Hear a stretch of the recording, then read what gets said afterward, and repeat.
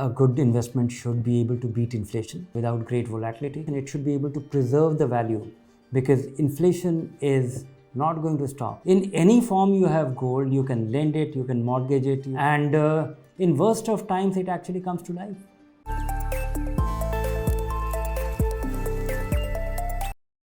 Hello and welcome to Investors Hangout. This weekly interaction to help you learn and understand savings and investment issues is brought to you by Aditya Birla Sun Life Mutual Fund and Value Research. Now, we Indians hold a special place for gold in our hearts. But have you ever wondered how good is gold as an investment? Well, we'll tell you all about it in today's episode. Stay tuned.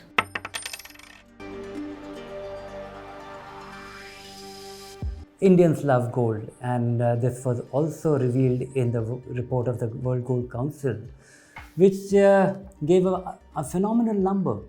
25,000 tons of gold is what is held by Indian consumers, which will be much more than many central banks own.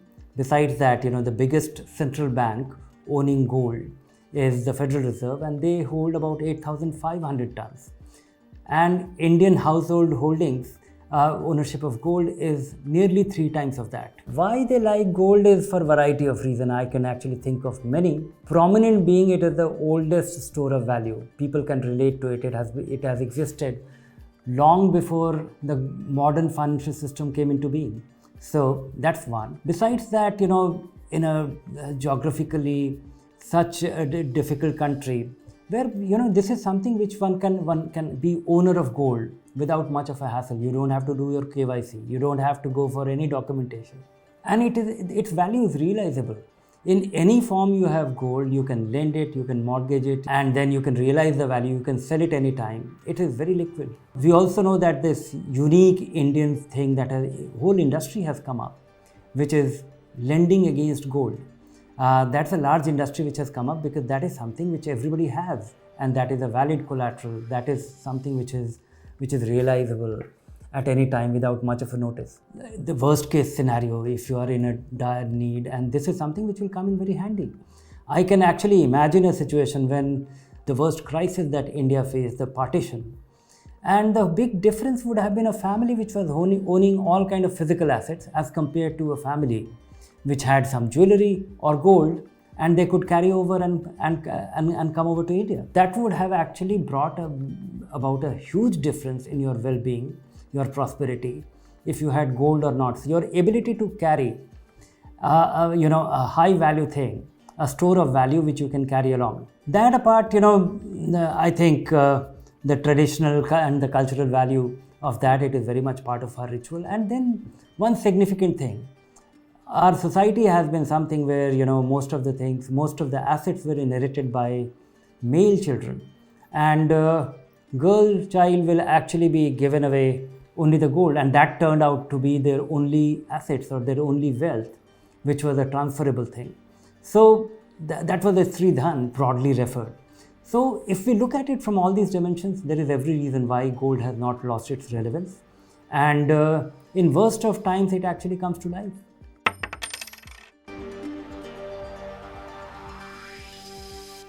Gold performance has been very erratic. Last year was a phenomenal year.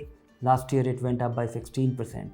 And that is because we had all kind of concerns about the war, about recession, and the change in the dynamics of the American economy. And that led to all kind of anxiety. Great number of foreign investors pulling their money out of the market, whatnot.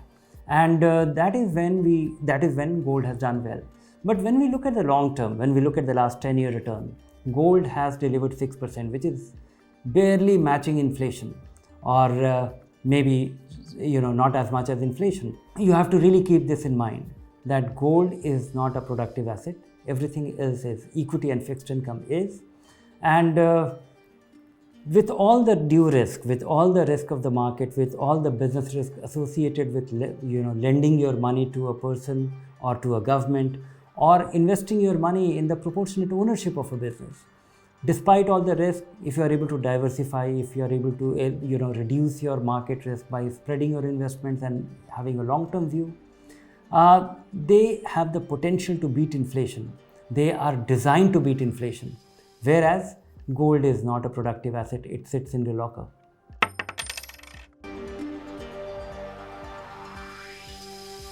a good investment should be able to beat inflation, should grow without much, without great volatility, and should be able to beat inflation. It should be able to preserve the value, because inflation is not going to stop.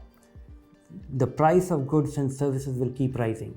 And if the worth of any asset does not rise in line with that, effectively you have become poorer by holding that asset. So the basic expectation should be that the investment should beat inflation. The investment should also beat something which I would call risk-free return. You don't take any risk, you don't have any understanding, but you go to your friendly neighborhood post office and you park your money there without much of an understanding of the market, without assuming any risk. You will get a definite return, and that definite return is a recurring deposit of a post office which is available in any corner of this country, or it is available to any citizen of India. So that is my risk-free return, and that risk-free return is also reasonably high.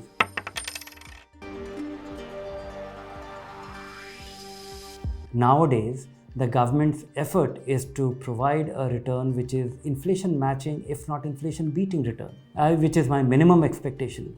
And this is where I think gold does not fit the bill, simply because it's not a productive asset. The value of gold depends entirely on the demand-supply equation. We are witnessing that once in a while, when there is great anxiety in the world, gold prices do get fancy. But besides that, it is not. It is entirely dependent on the general demand-supply and how much in future people will be willing to pay. And this is where I think equity and fixed income hold great promise, because equity has the potential. If you are able to, of course, it comes with all kind of risk, and that is, you have to figure out a way of reducing your risk. If you are able to navigate through that, that is the most promising asset which can help you beat inflation by a handsome margin. Real estate, that also has the potential if you don't go substantial, but the drawback is that it's a big ticket thing, and it requires maintenance. So it's not a financial asset in that form. So my suggestion will be that if you are looking at gold as an investment, have it for a variety of reasons. Have your jewelry, look at it as a consumption, look at it as a store of value which will come in handy in the worst of times, and have it as a part of your emergency fund.